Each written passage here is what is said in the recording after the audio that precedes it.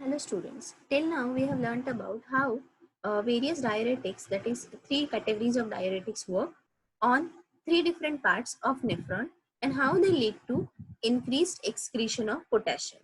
And I told you it is very important that we find a diuretic which can actually spare potassium because it is extremely important in many of our body processes. So in the pursuit of excreting more and more sodium and more water from our body, we should not eliminate potassium.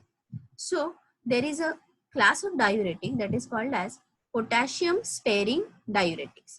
Now when I talk about potassium sparing diuretic, they act at the collecting duct and basically on the principal cells of the collecting duct.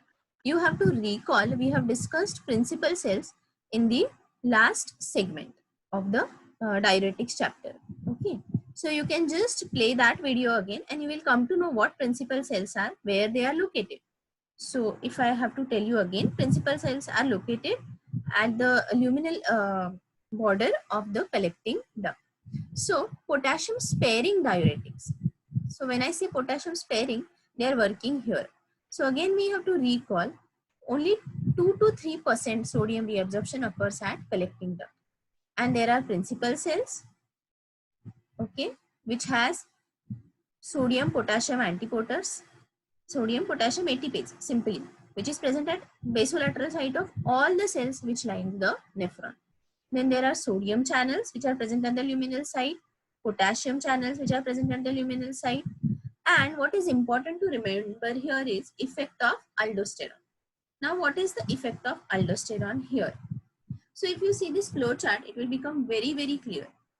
So aldosterone under normal physiological condition, it binds to aldosterone receptors. Now this is a aldosterone receptor maybe, which is present in the cytoplasm of the principal cell. Okay. Now aldosterone comes, binds to this receptor.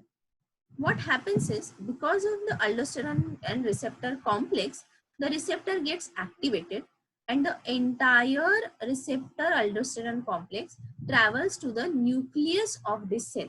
Okay, this cell has a nucleus. If I have to draw it,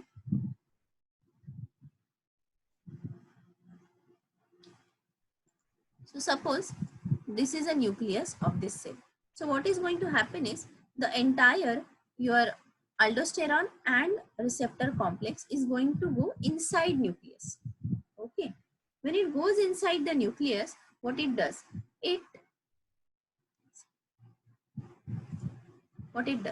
so aldosterone receptor complex enters the nucleus of the principal cell. It leads to activation of genes and formation of mRNA, messenger RNA, responsible for what changes these mRNA are going to do. These mRNAs are going to have their effect on sodium ion channels and these transporters. So at the luminal side as well as at the basolateral side. What is the effect? Okay, you have to remember aldosterone is a hero for sodium. Why? Because aldosterone is always going to try that sodium is saved from excretion. Okay, so whatever effect this aldosterone receptor complex is going to have on nucleus, whichever mRNAs are formed, they are ultimately going to help in more and more sodium reabsorption. Okay, so when I talk about it, what happens? These mRNA, what they do? Now at this cell, logically speaking, if you have to increase sodium reabsorption, what would you do? First thing that should come to your mind is, can I increase the number of sodium ion channels, right? How to increase the number of sodium ion channels? Whichever sodium ion channels are already present, activate them. First thing, activation of sodium ion channel. Then, can I see what is happening? Of course, these are transmembrane, but they are getting formed inside cytoplasm. So, whichever sodium ion channels are formed, put them at the luminal site. So, more and more are present. So you are not only opening the closed doors, you are also creating more and more doors here. Okay. And third thing, stimulate the synthesis of more and more sodium ion channels. So ultimately what it is going to lead to, increased entry of sodium from luminal side inside the cell. As a result, what will happen, students? this sodium, increased amount of sodium will get accumulated inside the cell.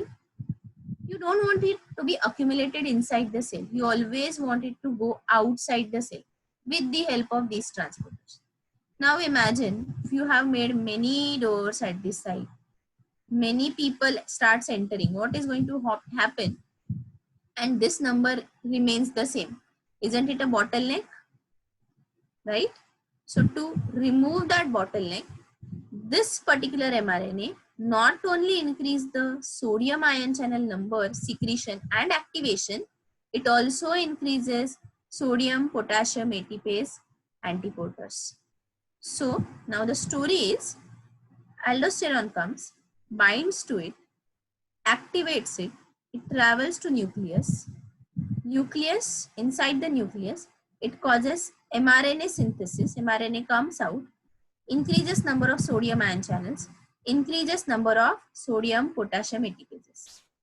As a result, more and more sodium is coming in, and the cell then expels more and more sodium out. And from here, of course, where is it going to go? Blood. So this is complete reabsorption process of sodium. In this process, when sodium is going out, ultimately potassium has to come in, right? So more and more potassium will enter the lumen and more potassium will be excreted out. Now this happens under the influence of aldosterone at normal circumstances. Clear? If you go through again this flow diagram, which I'll be definitely sharing with you as a document also, you will be able to recall whatever I have said now. Okay. So this aldosterone is a hero for sodium and villain for potassium, right? That is the moral. And what is our aim? We have to spare potassium.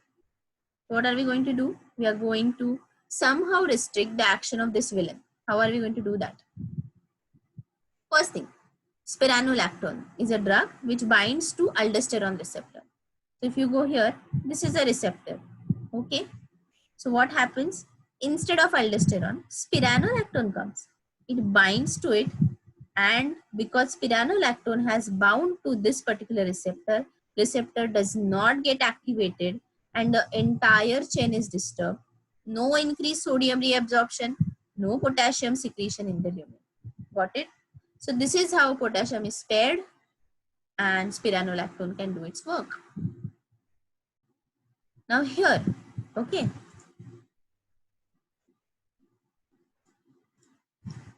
There are other two drugs.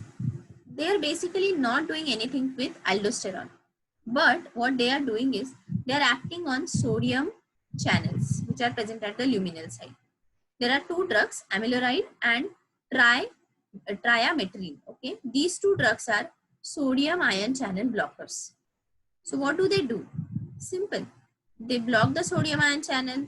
Less sodium is entering, less potassium is entering, less potassium is secreted, and again the potassium is spared, right?